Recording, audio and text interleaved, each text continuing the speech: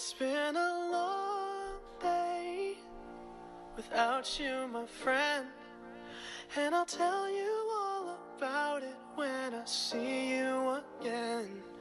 We've come a long way from where we began. Oh, I'll tell you all about it when I see you again. When I see you again. Damn, who knew? All the planes we flew, good things we've been through. That I'll be standing right here talking to you about another path. I know we love to hit the road and laugh, but something told me that it wouldn't last. Violence has played a major part in my life, and it's one of the reasons I am the way I am today. When I was younger, my father used to abuse my mother. It took me a while to figure it out because it would always happen behind closed doors. I'd hear my mom cry, but I've never seen any physical evidence until one day I seen blood on her white coat. Me and my mom had went to a neighbor's house to use the phone, and I'm assuming that my dad thought she was talking to the guy. So as we were walking out, he was coming down the street and saw us and dragged her in the car, and I walked to the car. Then when we went home, he told me go upstairs. I heard a lot of noises, and eventually I went downstairs and see my mother's white coat all bloody. So there's been a lot of situations like this in my childhood, and it made me resent my father for abusing my mother, and it made me not like my mom for staying with my father after he abused her. So after experiencing all that at a young age, I made myself a promise that whenever I found a woman, I would treat her to the best of my ability. Not saying I'll be perfect, because nothing's perfect, but treat her to the best of my ability. Being that I couldn't ask my father how to treat a woman, that was my motivation, and it's been a blessing and a curse. Blessing because I can learn from my father's mistakes and treat a woman how I seem fit, and a curse because I put the pressure of my parents not being there into my relationship. So you can say I expect my woman to be as caring as a mother and to be as supportive and intimate as a wife.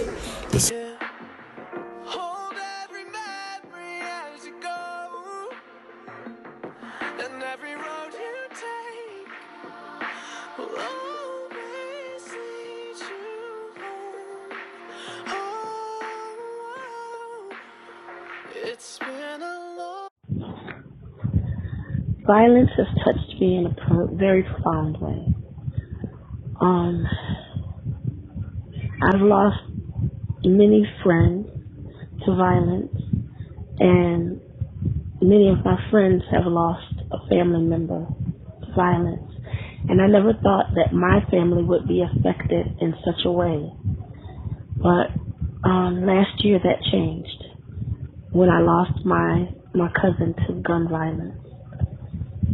It is heart-wrenching and heartbreaking, and you scream, you cry, you ask why, and you feel guilty because you're still here, and you wonder why your family member or loved one isn't here, and why did it have to be him. Not that I wish violence or any kind of loss to anybody else, but you always wonder why was my family affected like this? So, it has touched me so deeply, and then it makes you wonder, will I be the next victim? Because you never know.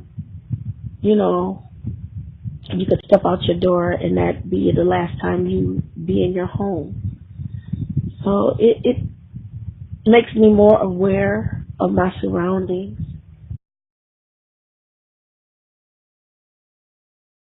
You, my friend, and I'll tell you all about it when I see you again.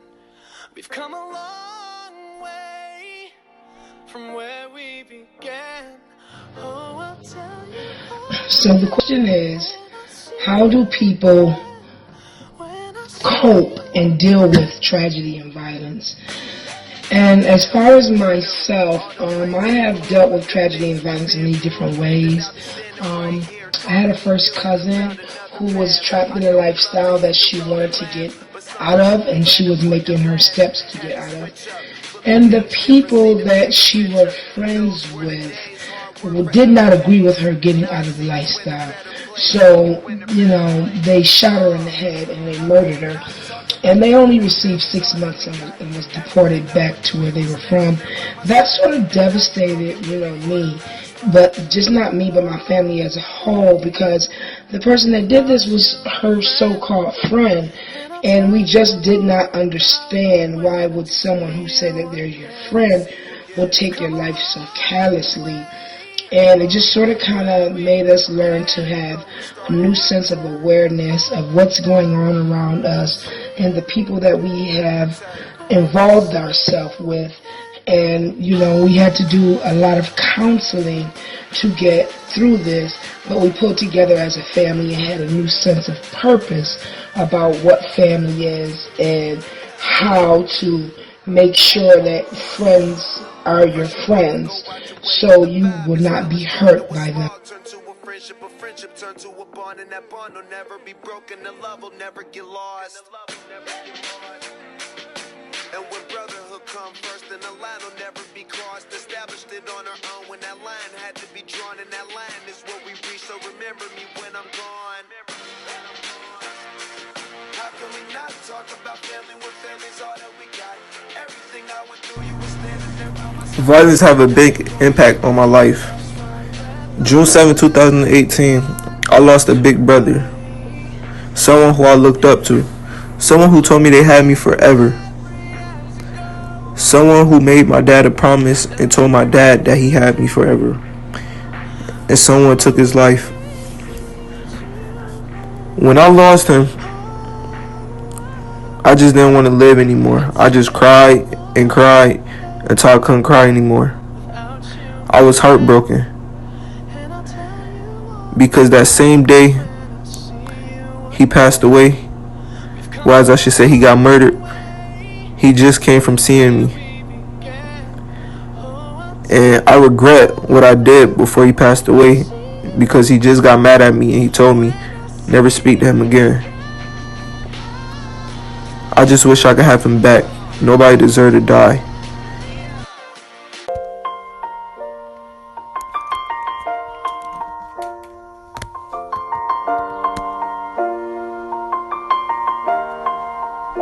It's been a long day without you, my friend.